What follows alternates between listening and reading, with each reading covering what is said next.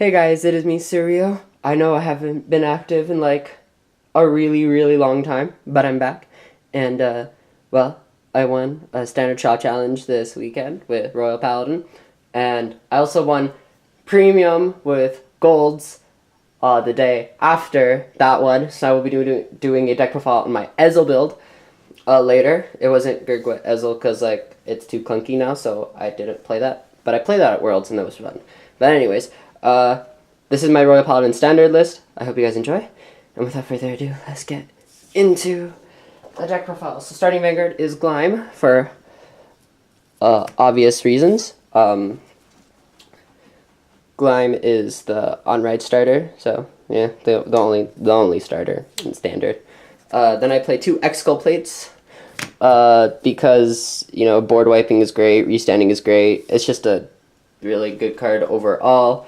Exculpate lets you do a lot with the deck, and it lets you set your opponent back if you need to. So, like, let's say Angel Feather's just grinding it out, but, you know, you can, like, really set them far back, or, like, set them, like, back a bit and slow them down. If you exculpate them, and they're like, ugh! And you're like, haha! But, like, I'm on grade 2, but, you know, it's great.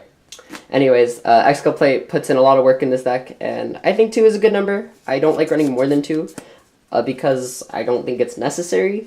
And I also don't like the Exculpate build, like where you just spam Exculpate. I really don't like it, so we're gonna play my build instead. Then I play 4 King of Knights Alfred because he's the thing that lets you constantly generate a mid game. Sort of like in before when Standard Royals came out, this was your mid game. And that was when it first came out. But now, like, because you have Monarch, it just helps you a lot to constantly generate board and to get out those Blaster Blades when you don't have them, so then you can Monarch, and then that way you can, like, set up an Exculpate or something like that. And he's really good as a first ride, especially if you go first, because you can just keep pushing your opponent and you have an Alfred in Soul, meaning that when you ride Monarch, it has the crit. So that's really good. So I play 4 of him because of that, and also I feel like he is a better 4 of than Monarch, because I also just see Monarch at like 3 a lot, and I would rather see King of Knights a lot more because he lets me do a bit more if I have him than Monarch. Speaking of Monarch, I also play 3 Monarch. I guess, you know what, we're just going to keep it like this, so just in case people want to take screenshots of the deck. 3 Monarch because Monarch gives you back your Blaster Blade. He makes them a 20k body on the rear guard for no reason. It's fantastic. And he gets a crit and 15k. He only gets a crit if you ride on top of Alfred. But the 15k is still a thing. The reason I play him at 3 is because you have to constantly rewrite him to get the full benefits. That's 1. 2, he's a Counterblast Soul Blast cost, and the deck is a very Counterblast heavy. Literally, the countercharge engine in the deck is a heal trigger, because you heal damage. Oh no, look, I can take more damage that's face up. That's countercharging, essentially. Anyways.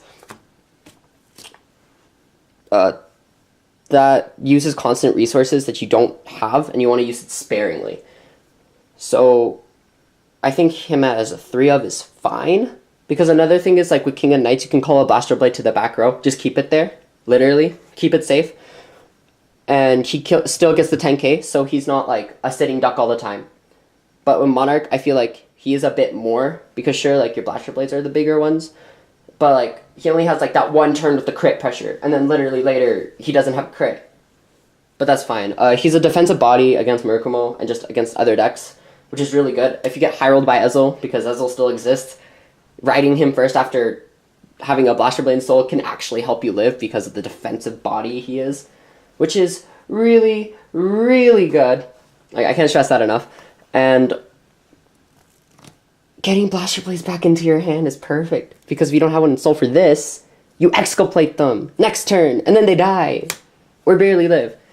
But yeah, another thing too is, I think the most important part about this card is literally the power, because he gives Blaster Blade that sweet 10k, and that's like during both players' turns. So like against one of my games, Murakumo,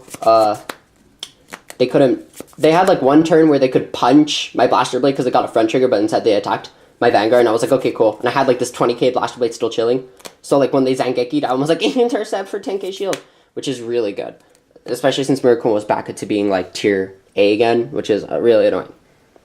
But that's like why I played 3, because like it's kind of like you really only need 3. You can play 4 if you want, but like I like the 3. I like 3 a lot. So I just play him at 3. And then that's like my grade 3s. Grade 2s, we play for Blaster Blado. It's Aichi or nothing. I'm just kidding. But anyways, Blaster Blade is so good. The turn 2 is like fantastic. It got so much stronger with Bedivere and K. And then you just kill them. You jump them out. Having 20k interceptors is really good. And this is Alfred. And this is where like everything kind of needs this. So you gotta play 4. Then I play 4 Bedivere. Bedivere is here because I play 4k. He literally +1s your board for free if you have K in hand, which is amazing. Like, free. Oh, it's so good. Because, like, you net even on your hand by calling another card, and you +1 a board, and then you use K to plus another one a board, so you +2 to board if you do this. Oh, it's so good. For, like, no cost whatsoever. It's really good. If you do, like, the K, the Bedivere into K, and then K into another Bedivere, and then if you have another K in hand, you can just call it. And then that's like 2 24k lines on like turn 2 with Blaster Blade having crit. It's so busted. Oh my god. But yeah, he creates numbers, which is important to where you don't need to always put the forest marker under the rear guard. Like that's another thing. Because now the deck is changing to where it constantly generates lots of numbers, you can start putting your force markers under the Vanguard. So especially when you're like rewriting Monarch, you know, for like crit pressure, it's really annoying. But now you can start stacking more under the Vanguard, so your Vanguard has a lot more pressure, which is important. And if this thing has a force marker under it with a K behind it, dude, that's like 34k. That's so good. Like, so good. So that's why I play him. Another thing was like the board. It generates you board for free, which is insane. And the card is just value. So I play him at 4. Then I play 2 Jaren. It's just a free 15k attacker. Makes 23k lines with an AK booster behind it. It's really good. I play him because just having extra attackers in case you don't have attackers is nice. And I didn't really know what else to play because I didn't want to play 4 rendering angels. But I do play 2 because I do play Aspire Painter. Aspire? No, that's a premium card. I play Dream Painter. Sorry. I get my painters mixed up. Dream Painter, which is why I play 2 this. So like this is just a constant 15k body, which is nice. This is a 1 turn 15k body, but enables a Dream Painter, which is important. And also, like, on your turn 2, you can just, like, boop, call, like, this thing down, then call, like, a K down, and then, or something, I don't know, like, you know, like, your turn 2s are generally this with, like, an Allen, or, like, this with a Dream Painter if you guard it early, or, like, this to K, or like K into another Bedivere, and if you have like 2 counterblasts, you can drop an Allen down or something. Your turn 2 is usually though is just spamming, is just using the K and the Bedivere. But this actually helps it because it's just a 15k bot attacker. This is a 1 turn 15k attacker, but it enables Dream Painter, which is the important part of it. Because I actually do play this engine, and I will get into that once I get to the card. But this is my grade 2 lineup. I was thinking about playing Galatine because like it was just a 10k interceptor, and like deleters are a thing, and oh my god, man, playing that finals was so stressful. Anyways, I play 4k. Only 2 of them are Origin rare. Makes me kind of sad, but it's okay. This card is busted because it works well with Bedivere. Okay, so like, I feel like this is the more balanced version of Bedivere because it's not just search your deck for Bedivere and call it. It's counterblast 1, search your deck for a Bedivere and call it. 1 place from hand. Keep in mind both Bedivere and K are 1 place from hand, so you can't like spam it. So if you're playing like premium or like mithril in this deck, like you can't. So like spam board for like no reason. Very unfortunate, but that's fine. And then he just combos with the Bedivere, so he just makes the lines. If you play Bedivere, you have to play K at 4 because they're combo cards. It's not like where Akane you can get away with only like 3 Pongal because she still gets like 3k if she's being boosted by a high beast, and you can play multiple high beasts. That you have to play 4k if you're playing 4 Bedivere. There is no other say in it. Like, in my opinion, you have to play the 4 because you want to have consistency, especially in a format where consistency isn't so, like, there yet. Like, it's getting better, but compared to Premium's consistency, just having the playsets is really nice. Then I play 3 Allen because, you know, turn 2s are great. This just enables your turn 2. I would play Marin, but I play Dream Painter, which is why I don't play Marin. If I didn't play Dream Painter, I would be playing Marin because Marin's a really good card, and I value Marin. But because I play Dream Painter, I'd rather play Allen because it enables Dream Painter. Another thing is that with Allen, you can still call Bedivere to call K, and it's not column restricted, which is really nice. And it helps you like generate board. It's also like a really great sack target. Like if you're playing against Shadow Paladin, you can just sack it. It's fantastic. Which is another nice thing about Allen. But just having the constant board with him is really nice. Then I play like 3 Painter. So I played the Painter because of a few reasons. A, I got the idea off of a list that topped really early when Miyaji came out in PBG.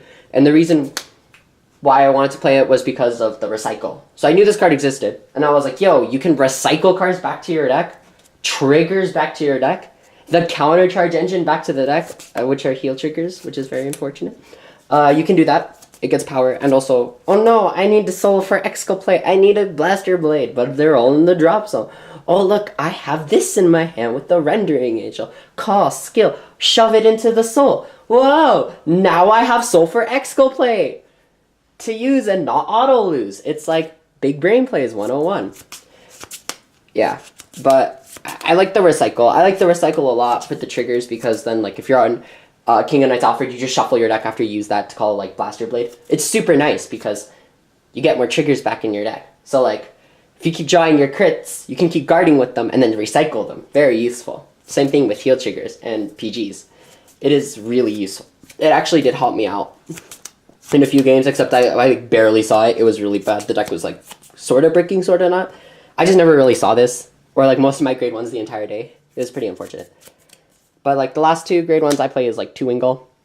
Wingull is very essential in my opinion because if you think about it, Wingull makes your Blaster Blades way more scarier because turn 2 you can drop this behind the Vanguard. That's like 23k, 2 crit. Excoplate turn, 33. Monarch turn, that rearguard Blaster Blades either 33 or 43 if it's under a force marker. Very, very strong card. I like it a lot because of that. Wingull puts in so much work, and I think it is still necessary to be played in Alfred decks for Royal Paladin. You don't have to play it if you don't want to. Like, it's all player preference, but I think the card is still very necessary because it generates you that extra push. And, like, dropping this on turn 2 with, like, 224k lines is, like, disgusting. So, yes. And, like, that's my grade 1 lineup. Ugh. Then trigger lineup is very it's literally standard. You play a crit. You can play more draws if you want. 4 heal because counter charge engine, and then 4 draw PGs because draw PGs. 8 crit because I want to kill my opponent ASAP and I like the shield. I also like just tend to draw into my crits, so I might as well like have the most crits. The 4 draw works for me. You can play higher draw count if you want. I know when Standard first like came out and Standard Royals like first came out, I know I was playing 6 draws for a very long time because OTT was a thing. But OTT isn't as bad anymore because of Monarch. And like Dream Painter lets you cycle things back, so then you have constant like crit pressure for no reason. It's very fantastic. Very good. But yeah.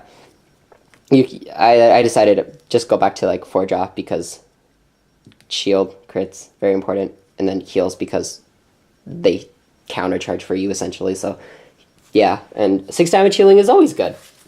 I always like to do that. It's fantastic. So I will get into my matchups. So round 1 I played against DI Dark Regulars, and this is, keep in mind, literally when the set dropped. So this was the release date of freaking Vilest Deleter, and so I had no idea what I was doing against most of the matchups, except for like Shadow Paladin, because my friends had stuff from Sneak Peek. So yeah, Uh, so round 1, I play against DI. They didn't have that Soul Charge engine, really. All they were doing is rewriting for the Protect marker, and they could never Death Anchor me, and I was very happy about that, so I just kept Monarching them. And then I just kept pushing them really, really hard, and then they died. I think they died to a Monarch turn. It's either that or I exculpated them, one or the other. I don't remember. All I know is that they died. We almost went to time. It was very stressful. I don't like going to time. It was like the worst thing ever. I hate going to time. So yeah. Round 2 I played against Murkumo. I double crit them when I didn't want to double crit them because I wanted to play the long game. This deck can play the long game, so I know against Murkumo I would rather play the long game over the really fast game. But I double crit them. So they went from 1 to 4, and I was like, I mean, I guess. And I rode Monarch, and Monarch was the right play because the next turn they stunned my Vanguard, and I'm like, great. But like I survived that turn. I survived the other turn because, well, having a 20k Blaster Blade is just really fantastic, you know? And then, like, they rode Zangeki eventually, and I was like, it was, no, they rode Zangeki. I barely survived that. But I just kept pushing with Monarch. Like, I think I won 2 turns after. I survived the stun turn because they got a front trigger, but I got a crit trigger. And they kept going in on face. And then they didn't punch Blaster Blade, which I think was a big misplay because if they could get rid of a 20k rear guard, they should. But they didn't. So I think that's kind of one thing that cost them the game. But then I just kept pushing because I was able to re-ride, and I rode into another Monarch, and then they just died. It was great. Round 3, I played against Angels. I feel like this game was where like I misplayed a bit because I gave them a bit more advantage than I should have, and like they had the G assist and stuff, and I kept trying to keep pushing back, but they had the damage lead because they kept rewriting Metatron, and then they just crit me, and I was like, okay, well, I guess I lose because I no guarded because I wanted the resources, but then they crit me. They also had a Palace, so I was like, I mean, I might as well. Damage triggers against Palace, you know, like I might as well. Then they crit me, and I'm like, okay, I guess. It was very, like, frustrating. Round 4, I played against Narukami. Yes, I played against Narukami. No, I think round 3 was Narukami. Yeah, okay, so round 3 was Narukami. I think round 4... No, round 4 was Narukami. No, round 4 was Narukami, because I was... Yeah, okay. I beat them because I exculpated, and they died. That's literally how it went. I had momentum. I didn't go first. Keep in mind, most of my games I just don't go first because I always lose the high roll. I tend to lose it. I never get the option of going first really in best of ones. So like I always have to play going second. But I went first this time and I was like, yo, that's pretty dope. Having one less card in hand than usual is I mean yeah. Because I'm so used to drive checking. But anyways, I killed them because I exculpated them. And I had a lot of the pressure. I did the Royal Paladin thing. I kept monarching them, and then I just exculpated, and they died, literally, because I had the extra Vanguard attack, I believe.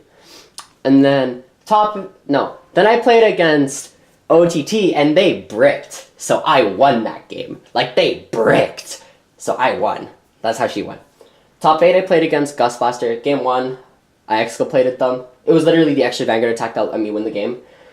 Game 2. I whiffed the G assist, but I'm at 0 damage. And they wanted to pass Blaster Blade, but I got a crit, so they 3 damage to the mouth. And then they tried to OTK me with Gust Blaster. They literally had a 6 crit Gust Blaster swinging at me twice at 0 damage, and I was like, are you serious? You know what? Okay then. PG the first one. Then I finally ride into a grade 3, and I was like, finally, man. And then they do that again, and I'm like, ugh! And then I just killed them the turn after I survived that. It was fantastic. Then, top 4, I played against Narukami again. It was the same guy. He actually beat me in game 2. So game 1, I went first, I believe.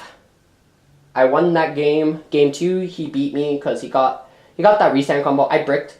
And on top of that, he was able to restand on me for free because I wasn't able to call board immediately to make him discard cards for the restand. So he had to 3 Vanguard attacks, so he plus like 3 to hand for like no reason, like 2 Vanguard attacks, and I was like, yep, that's gonna kill me, and it did. It literally did, because I wasn't able to bounce back in after, so that was tough. And then the third game was a really stressful one, but I killed him on Monarch, I believe, and it was fantastic. And then finals was against Deleters. I know he won. Game 1 I lost. Game 2 I won.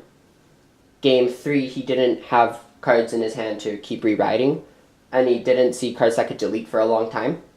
So I won that game because I was able to kill him, like, eventually. And I was on grade 3 and I kept rewriting because I was like, yo, whoa, he can't delete me, ha ha ha. I took advantage of that. It was fantastic. But I did make like a few misplays where I could have killed him sooner and like set up with the Exco plate, but I didn't, and I was like, god damn it, kid. But it's okay. So yeah, but that was this is the list. If you guys enjoy, make sure you guys leave a like, comment, and subscribe for more dope videos. I'm sorry if the lighting is like a bit weird with the glare. So you can screenshot this list if you want. And yeah, thank you guys for watching. I'll see you guys in the next video where I post premium Ezel. Because I won my shop challenge for premium. With Ezel, and yeah, I think the finals we posted for like the standard one where I played this deck, it'll be posted on Top Deck Villains, so make sure you go check them out when they post it. Keep in mind though, like, there's a bit more like vulgar talking, you could say. Pardon my bad English, but yeah, it's a bit more vulgar, so just keep that in mind when watching. But other than that, thank you guys for watching once again, and I will see you guys in the next video. Bye.